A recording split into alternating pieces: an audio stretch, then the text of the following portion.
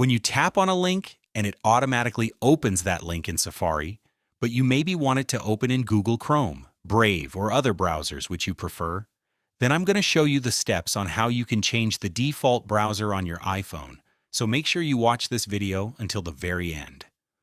The very first thing that you need to check is if you have that browser installed and downloaded on your phone. I'll set Google Chrome as my default browser, and I already have it installed on my phone.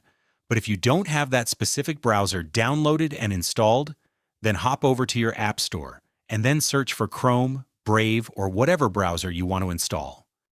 After that, I'll open the settings on my iPhone, go down to the bottom of this page, and open the Apps section. At the very top, we'll see this Default Apps option, which we will tap, and then find this Browser app. You can see that I currently have Safari set as my default browser, but I will just set Google Chrome by tapping on it, and that's essentially it.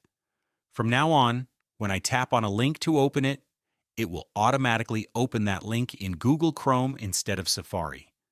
Thanks a lot for watching, everyone, and I'll see you in the next video.